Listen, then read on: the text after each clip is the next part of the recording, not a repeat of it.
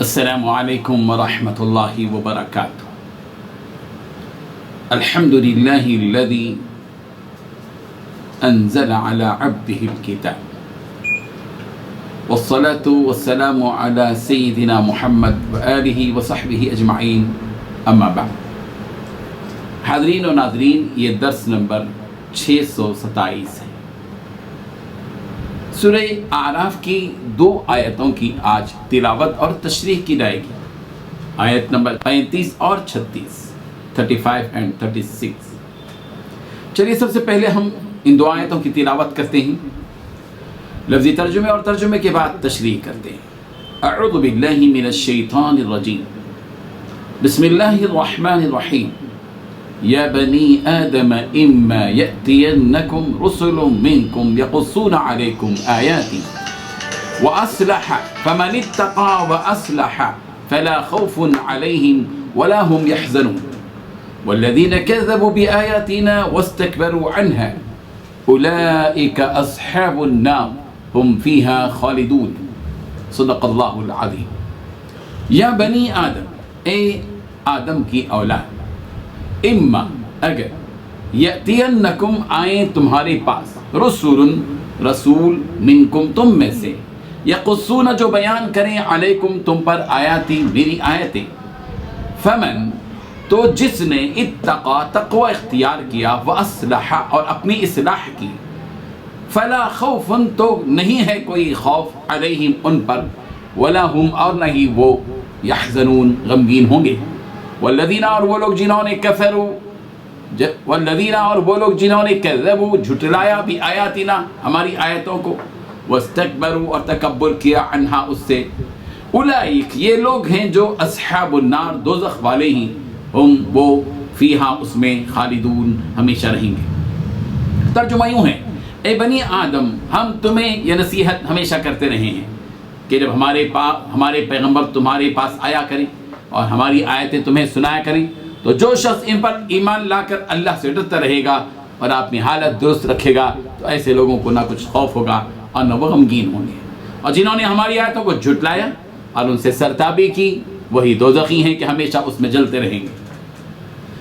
ان 2 آیتوں میں 3 باتیں بتائی گئی ہیں۔ پہلی بات، اے اولاد آدم ہم تمہیں یہ نصیحت ہمیشہ کرتے رہے ہیں کہ جب ہمارے پیغمبر تمہارے پاس آیا کریں، جو تمہارے سامنے ہماری آیتیں بیان کریں تو تم ان پر ایمان لے آؤ، پہلی بات۔ دوسری بات یہ کہ جس نے تقوی اختیار کیا اور اصلاح کی ان پر نہ کوئی خوف ہے اور نہ ہی وہ رنجیدہ ہوں گے۔ اور تیسری بات، جن لوگوں نے ہماری آیتوں کو جھٹلایا اور ان سے تکبر کیا وہ لوگ دوزخ والے ہیں اور اس میں وہ ہمیشہ رہیں گے۔ بزرگان محترم، اللہ تبارک و تعالیٰ نے انسانوں کی ہدایت اور ان کی رہبری کے لیے انبیاء کرام علیہم الصلاۃ والتسلیم کی بعثت کا سلسلہ جاری رکھا۔ حضرت آدم علیہ السلام آئے، حضرت نوح آئے، حضرت شیث آئے، حضرت الیاس آئے، حضرت زکریا آئے، حضرت ابراہیم آئے، حضرت یونس آئے، حضرت یوسف آئے، حضرت یعقوب آئے، حضرت سلیمان علیہ السلام آئے، حضرت داؤد آئے، حضرت عیسیٰ آئے، حضرت موسیٰ آئے، وغیرہ وغیرہ وغیرہ۔ جتنے بھی پیغمبر اس دنیا کے اندر آئے انہوں نے اللہ تبارک و تعالیٰ کی باتوں کو لوگوں کے سامنے رکھا، اللہ تعالیٰ کی آیتوں کو، باتوں کو، احکامات کو، ارشادات کو، ان کے پیغامات کو، اللہ تبارک و تعالیٰ کی طرف سے آئی ہوئی ہدایات کو لوگوں کے سامنے رکھا اور کہا کہ دیکھو ان کو قبول کرو، ان کو مانو، ایمان لاؤ۔